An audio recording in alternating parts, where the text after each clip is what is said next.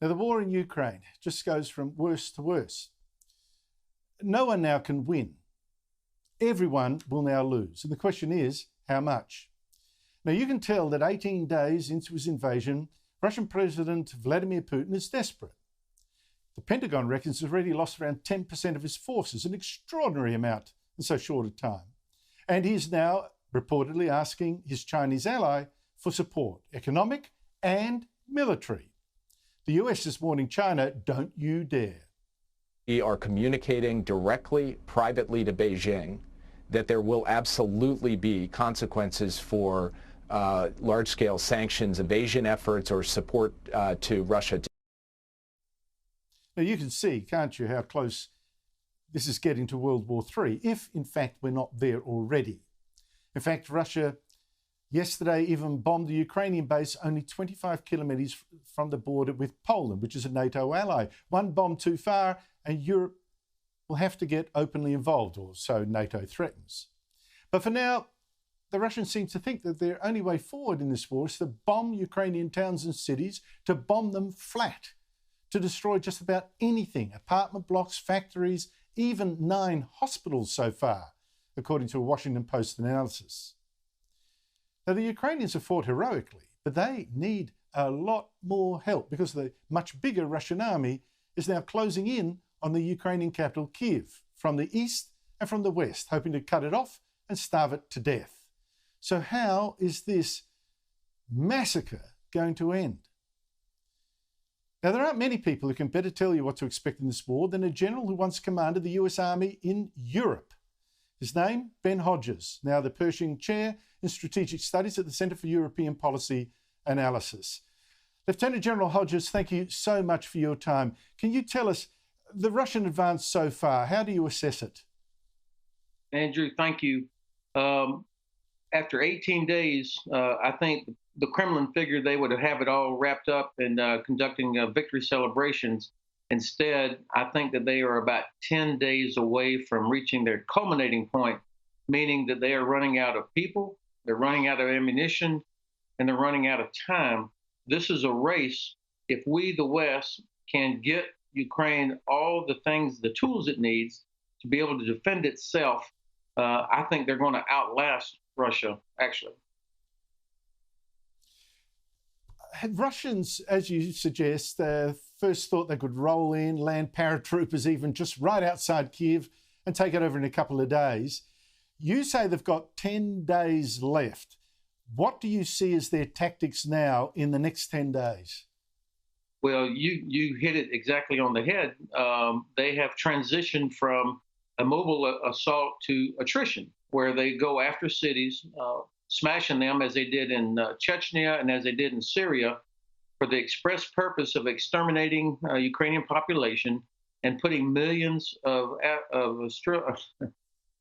Ukrainians on the road as refugees, which puts enormous pressure on the Zelensky government, but also on the West. Already more than 2.5 million refugees have left Ukraine and are in Poland and other Central and Eastern European countries. The purpose, of course, is to create such a scene that that we crack, our unity cracks, and that people say, for the love of God, please do anything to stop this. And this is why it's so important that we keep a strategic outlook on this, do everything we can to give them the ability to destroy what really is causing all this damage. It's not the Russian Air Force, it's Russian artillery, Russian rocket fire, and cruise missiles fired from Black Sea Fleet ships. That's what we need to be sending on the scale of the Berlin airlift. But General Hodges, you say we've got to do whatever we can, but of course, President Biden, NATO, they've ruled out firmly no soldiers, no NATO jets. They won't even send the Polish jets that have been donated to Ukraine. Is what we're doing with those limitations going to be enough to help the Ukrainians last the couple of weeks you say they need? I'm disappointed that the administration fumbled this opportunity with Poland offering the MiG-29s. This actually could have helped Ukraine significantly. We fumbled the process. I think the Poles may have gotten a little bit ahead, but nonetheless, the idea was a good one. And this is the kind of thing that I think could have made a difference.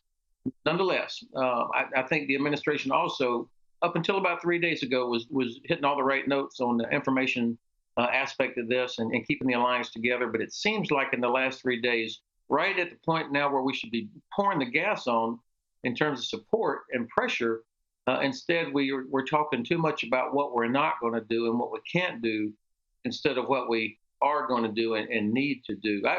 Look, nobody wants to see an escalation that could eventually get to a nuclear conflict. But at the same time, and I'm struggling myself with how do you balance this. I can remember Srebrenica, July 1995, when European soldiers under a UN mandate stood outside the city while Republika Srpska forces murdered 8,000 Bosnian men and boys. I don't want us to be a few months from now saying, oh my God, I wish we had done something more to stop this murder of innocent Ukrainian civilians. So that's why we have got to accelerate and expand the capabilities that we can provide to Ukraine so that they can defend themselves. And don't forget, the UN peacekeepers were told to stand down in the genocide of Rwanda. I mean, that disgrace too. But when you say you're struggling to find the balance, what do you think Ukraine needs in order to hold on for these couple of weeks? What would you actually like the West to do to step up? Yeah. So it really is in three sort of categories. Number one, the information operation focused on the Russian population. On the 1st of April, 130,000 Russian families are going to send their son to report for conscription to become cannon fodder in Putin's war against Ukraine. 130,000. If we could somehow reach them through a wide variety of means to penetrate this blackout, so that those families know that their son is going to be headed into Ukraine. If we even got 10 or 15% of those families to resist, to not send their sons, that would send a shockwave across Russia. There are already thousands of Russians that are willing to go out and protest, which is amazing. And we're getting so many reports of Russian sailors, mutiny, Marines refusing to fight in Kherson. The morale of Russian troops is awful. Most of the conscripts had no idea they were even going to Ukraine.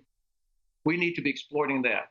Number two, we have got to provide 3 types of systems that Ukraine needs that will destroy Russian ability to hit these cities.